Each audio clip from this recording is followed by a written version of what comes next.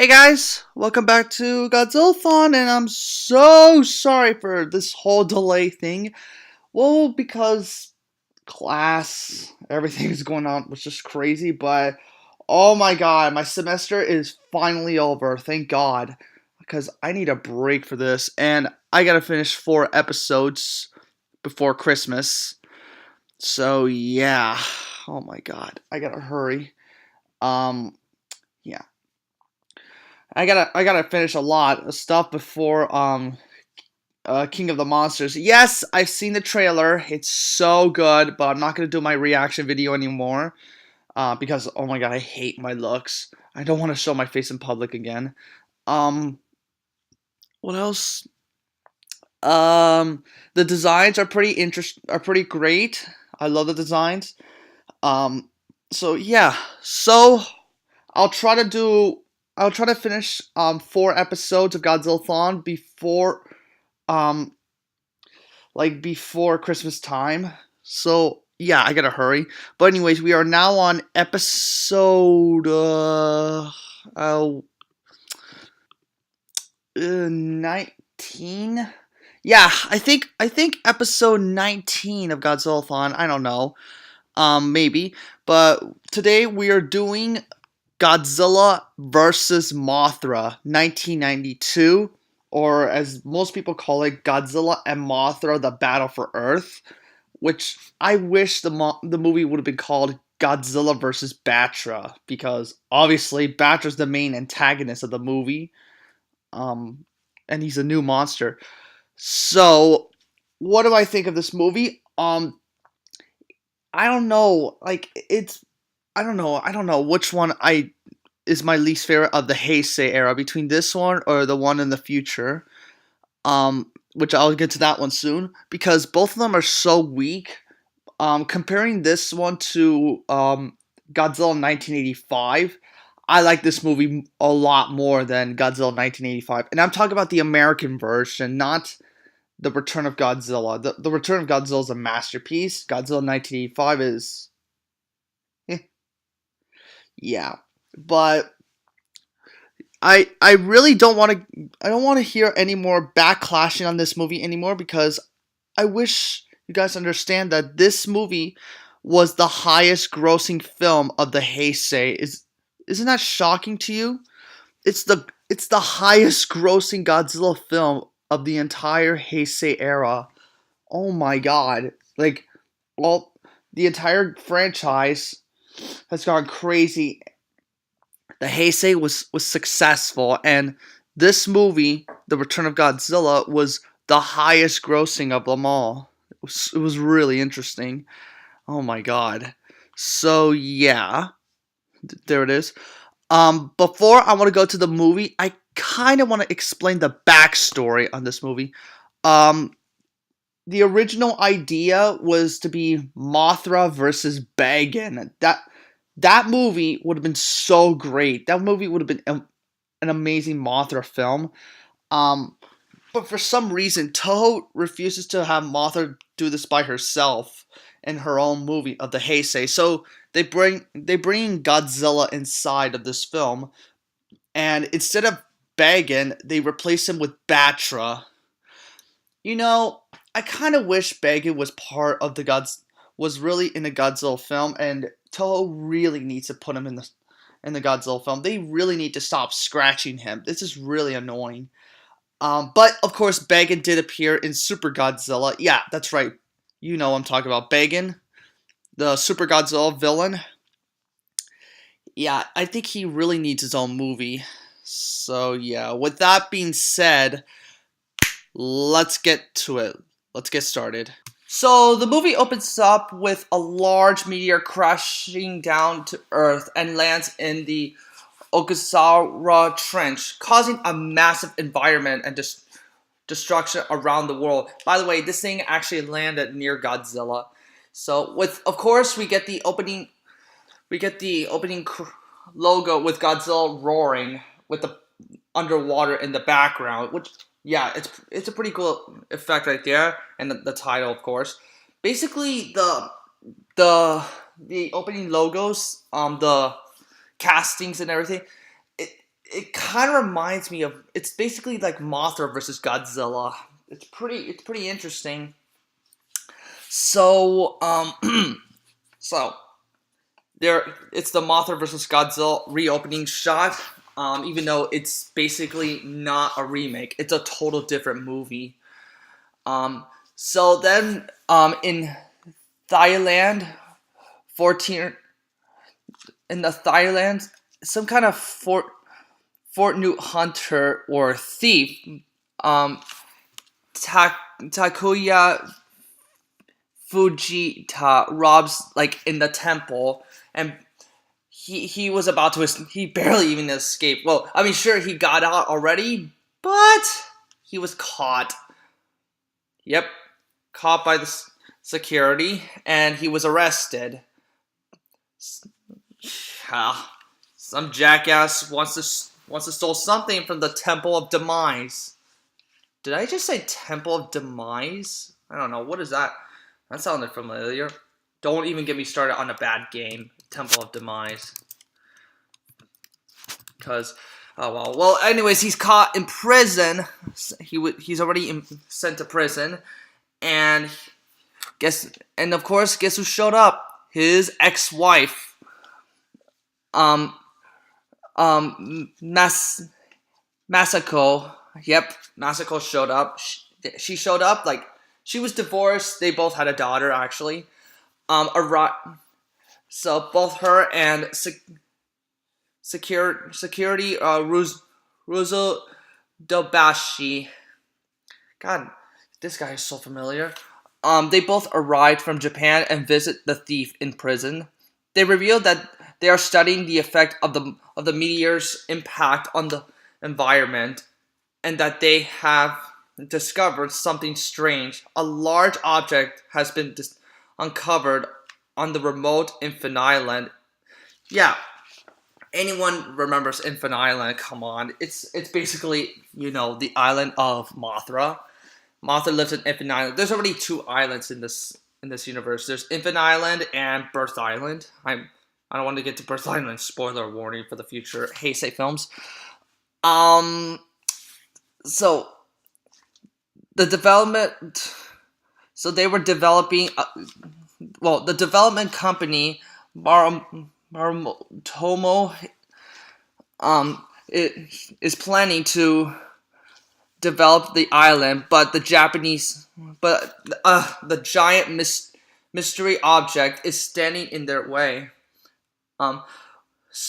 Well, I'm sorry. Let me try to explain. So, the three characters, the ex-husband and wife, like I told you, and this guy, which I'm sure he is so familiar. Like I've seen him in Godzilla 2000. So, because I don't know why he's so familiar. Kenshi Endo played. Yep, Kenshi Endo. That's his name. Played by Takehiro Maruta. He is such a familiar guy. Like I've seen him in Godzilla 2000. He's not this movie. This is one of his first movies I've seen in the Godzilla film. But anyways, so these three characters went to Infinite Island and they started hiking. When they crossed the bridge,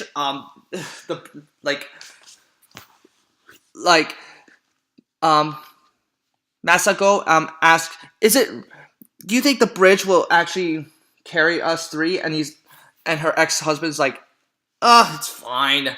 So, but no, it's not, because it's an old bridge. It drops down, but they landed in the water safety. So later on in the next day, after the restful night, they discovered a cave behind the waterfall.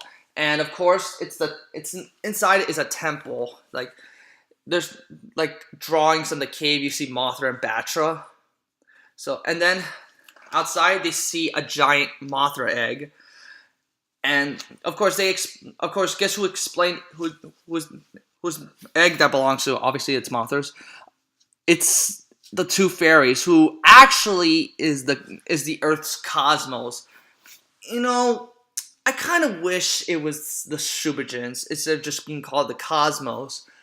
I mean, don't get me wrong, the Cosmos are pretty cool. They're pretty actually. They're cute, but I still prefer the Shubijins more, honestly. So yeah, they explained Mothra's backstory with Battra. That Battra is like an evil Mothra, or just a black Mothra. Yeah, that's what I could sum up.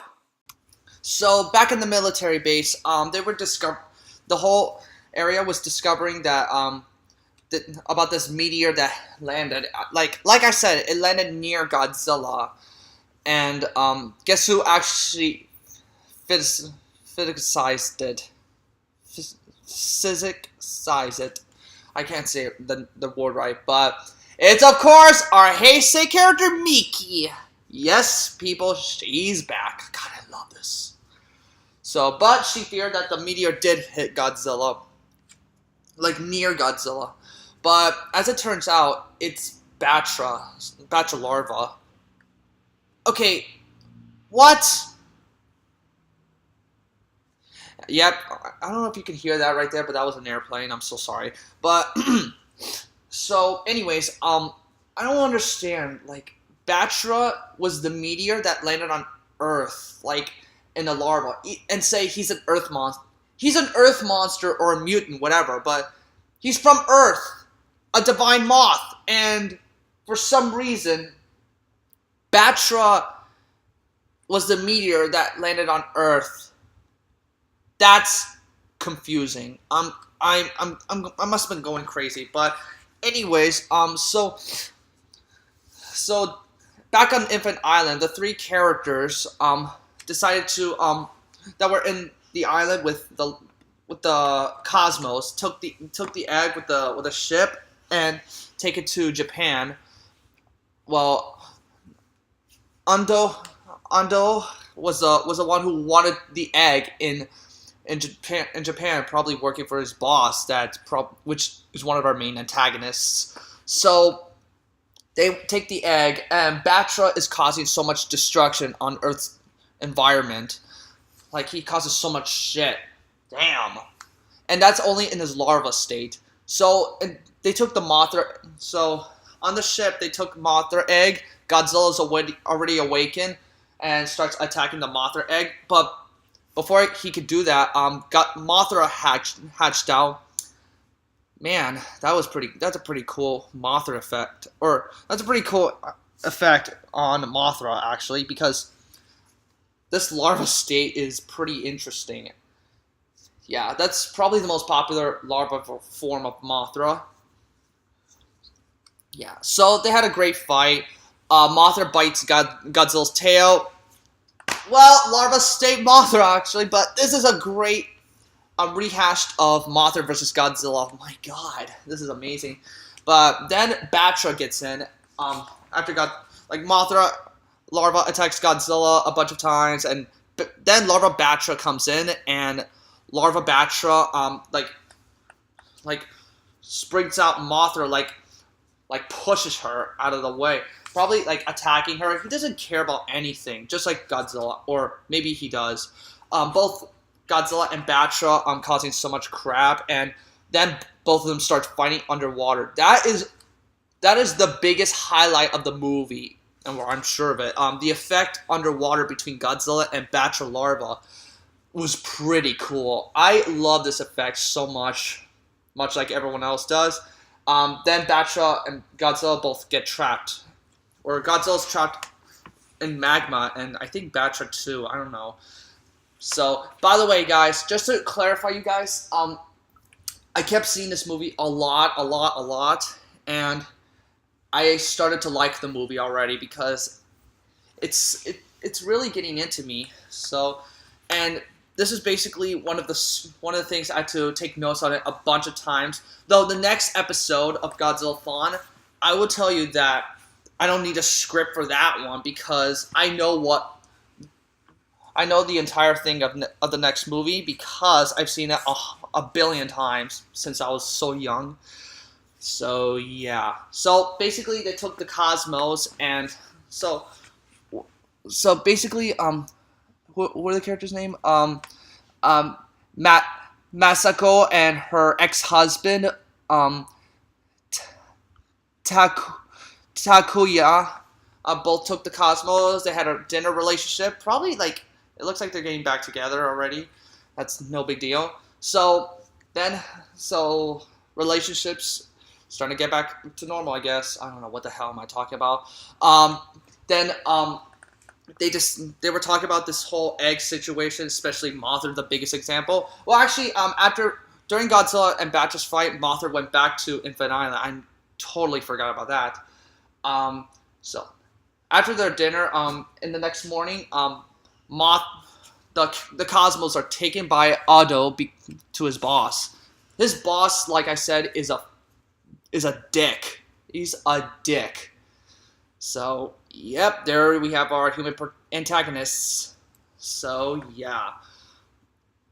They were trying to discover, like, if they could use them as, like, whatever they want to use. Probably something evil. I don't know. So, they searched out to look for the Cosmos. So, after getting from their flight back to Japan, Masako had finally found her daughter, like with her sister was taking care of her daughter, yeah. And the professor came in. Yep, the same professor I keep seeing in so many Godzilla films. I can't remember his name. Again, script changes. So then, during that time, she lost her husband. Her husband just was hiding away. Then we head to this scene where I find it beautiful. The Mothra Cosmos were singing the Mothra song for Mothra to come to Japan to save their lives and stop Batra. The song, I want to be clarified with you people, it's beautiful. I like the song way more than the Showa. Though, yeah, the Showa song was pretty good, but this one is new and more beautiful. I am so sorry. Even though, yes, I do miss the actresses who played the original Shubijins. I'm so sad about this. Big time. So, yeah. That song is just beautiful. Oh my god, that's awesome. So then, the main bad guy called up to our main characters, saying like that the Cosmos are gone. It's because, well, you already know who took it. Takuya, he took the Cosmos. While his wife, his daughter, and Miki, were heading up to that building where he took the ferries, took the Cosmos. They said like not only that, but Miki could sense the song of the Cosmos. Like obviously she senses everything. Come on. These three are reunited after having the Cosmos, while Mothra larva is loose, causing a little bit of destruction without killing anybody. So basically, the Cosmos can actually see Mothra and tell her that they're fine. So, but then the military starts attacking Mothra, and then Mothra larva heads to the capital building of Japan and starts webbing in the sky, and basically just like in the original Mothra movie, that it's the end of her larva state. Hours later, the main bad guy blames those people for having the Cosmos, and what's his name again? This Ando actually said that that guy that betrayed the good people. He actually told the main villain that Earth is getting revenge and you're destroying everything, and he decides to leave, leaving the main bad guy to die in the building. But on Mount Fuji, Godzilla has been released. Godzilla is finally unleashed with the awesome Akira Fukube music.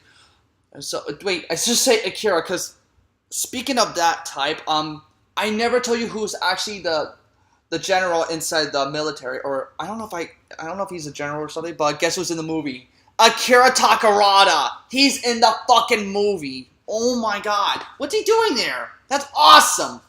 I love Akira Takarada. He's awesome.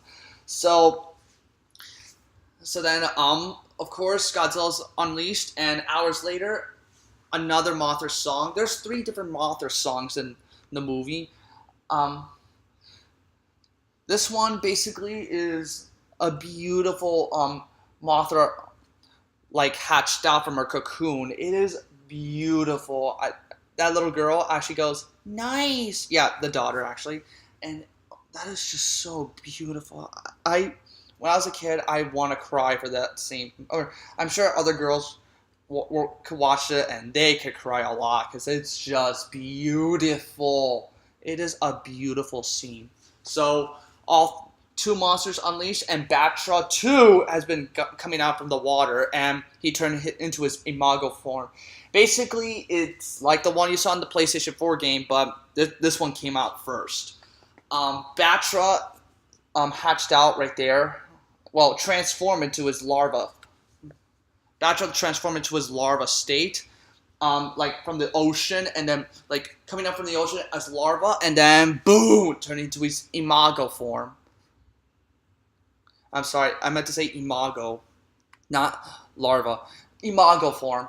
So yeah, all 3 monsters have been unleashed for good. So then Godzilla enters from Mount Mafuji and Mount Fuji, not Mount Mafuji, Mount Fuji. Jesus Christ. Anyways, so Godzilla comes out and they send the Major Tank Squads. That's right. And not only that, but you get to hear the song, the dun dun dun dun dun dun dun dun dun dun dun dun dun. What that song?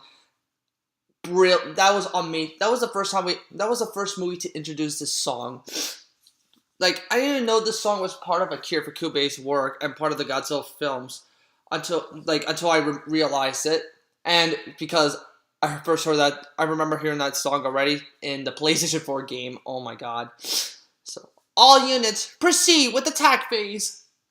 Did I just say that? Oh wow. Anyways, so they sent out the Major Tank Squads attacking, and guess what? It doesn't work. But then Mothra and Batra start fighting just for a little bit. Yeah. Mothra's not really defeated, but just on ground. Godzilla walks in with the awesome Akira Fukube music, and Godzilla and Batra start fighting. Oh my god. Batra and Godzilla's fight was incredible too. Batra crumbles the building on top of Godzilla. Miki shouted, Godzilla! Like, she really does care about Godzilla. So then Godzilla somehow gets back up. Like, come on, he can't be defeated like that. Godzilla really beats the crap out of Batra. Batra's like really injured. Mothra actually could sense that Batra's really getting his ass handed to him. And Mothra starts flying and just pushes Godzilla to the ground. And then both Mothra and Batra start communicating, or not really, but start getting close. Basically, this is what this whole point of this movie is. They're actually brothers and sisters. If you guys are really confused about this, they're actually brothers and sisters. I mean, they need to look out for each other, basically. Unlike Godzilla and Biollante, and I'm not going to say that name because that's not going to be in this video. But anyways, so then Mothra starts fighting Godzilla, and Batra joins in. Both monsters fought Godzilla in a pretty cool way. Like, the fight was not that bad. So after a wild fight between Godzilla against Mothra and Batra, Godzilla was on ground. Both monsters carried Godzilla out to the sea. But of course, when the day goes up, Godzilla breathes his atomic breath to kill Batra. So basically, finishing. Not only that, but Godzilla keeps biting Batra's neck. Like, Batra's really bleeding and he's dying. So Mothra was really upset of the situation that she has to let both monsters go. Most likely her brother Batra. So basically, Batra died already, and Mothra couldn't hold the Godzilla's tail much longer. So Mothra just lets him go. She lets both monsters go, and Batra died already. boom! Both monsters tumble into the ocean. So then, there's a conversation right here where we discovered that there's another meteor that was gonna hit in 1999. It was gonna hit in 1999. Like, the only one who could stop it is Batra, and it's no use that Batra's already dead, and Mothra could try her best. So that's what the Cosmos explain, and after a while, they go with Mothra, and Mothra goes up to space with a beautiful song. I mean, a really beautiful song. And that's the end of the movie.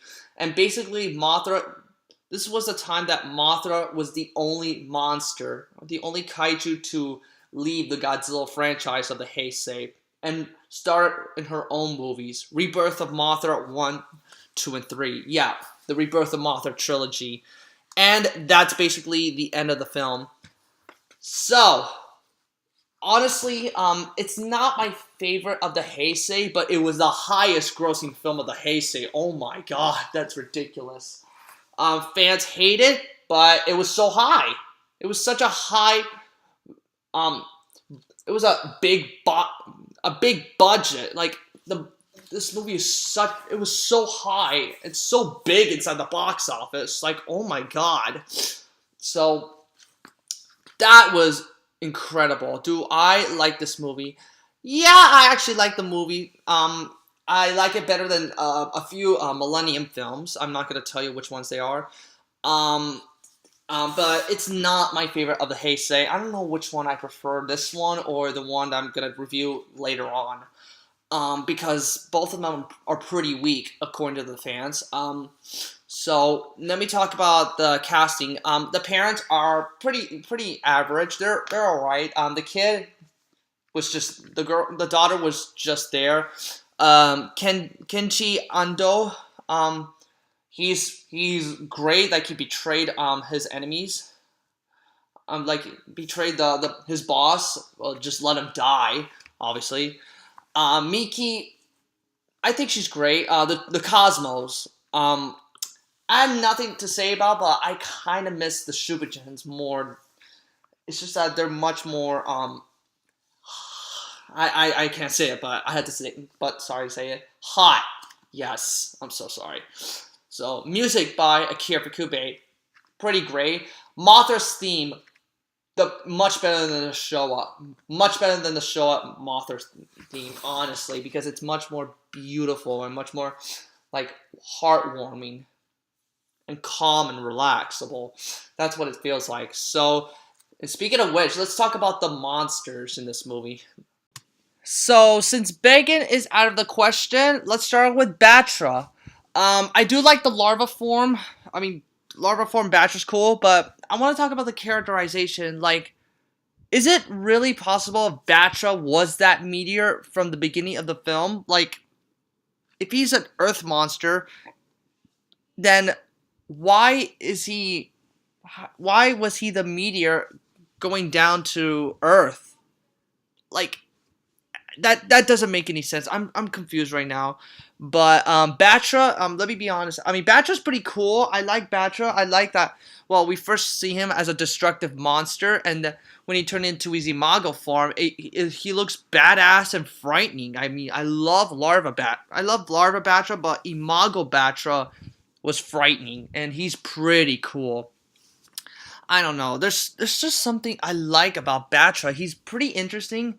I mean, I understand that he was supposed to take over Bagan's place, but it would have been pleasant if Bagan was stayed in the movie and Batra would have been there for Godzilla and Mothra. It would have been 3 monsters against 1, like Ghidorah the Three-Headed Monster. If they add Bagan, that would have been perfect, but they couldn't. I wish they would do something like that, like really do something like that, like they did, like what I said. They should do something about it. So yeah, I really like that. Let me talk about Mothra. I'm gonna get a lot of hate comments on this one because this is my all-time favorite Mothra.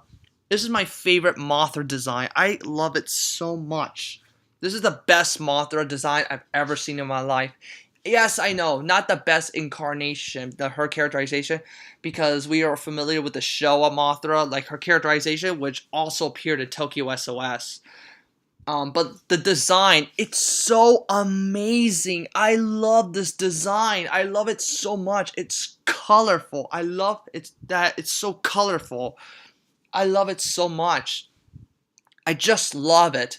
The Imago Mothra. I mean, Larva Mothra, you could tell that Larva Mothra is basically the same thing, but the Imago Mothra is so. Oh my god, she's beautiful. She looks amazing. Why do you guys hate it so much? I don't understand. Just because she's fluffy doesn't cause a problem. I love fluffy Mothra, big time. And yes, guys, I've seen the new Mothra design for King of the Monsters. I was kind of upset. I was kind of like confused with the SH Monster Art figures that with those sexist type legs. But when I saw the trailer, Mothra looked a lot better. Like it feels like SH Monster Arts did no justice. And yes, SH the new Mothra coming out, I'm so excited. But anyways, this Mothra is my favorite. I love it so much. She looks amazing. And Godzilla. So nothing to say about this Godzilla except the fact like, oh, just because Bagan should have been the villain, not Godzilla or stuff like that. Yeah, I keep ranting about this, that Bagan should have been the real villain, and Godzilla actually being part of it would actually be him like a help out monster, like helping out Mothra and Batra get rid of him. Yeah, I gotta keep ranting about this, but there's nothing I could say about this Godzilla except the design changing or, and the roaring is back to a Showa roar, except the fact that this roar is just more realistic type for a Showa type, like more like genetic 90-ish style of normal, like new type. Basically, yes, that's what it is. I currently not dealing with this right now, but anyways, and one last thing before I end this review. Yes, I forgot about Akira Takarada. Yes, he's amazing. I'm glad he's in the movie. That was awesome. So, what I think of this. So, my final verdict. When I introduce this to people who are not Godzilla fans, it's up to you. It's up to you. Not. So I don't. I mean, if you have a girlfriend or a daughter or sister who is familiar with some movies that they've never seen before, yeah, you could show them this because they'll love it. They'll love this movie. They'll love Mothra. They'll love anything about it. So my rating, it's an average 7 out of 10. I'm sorry, but 7 out of 10. That's basically how I could rate my thing. But oh boy, 7 out of 10. And yes, I know this review is very short because I'm in a rush. I'm in a hurry, and I gotta do the next episode soon. So bye.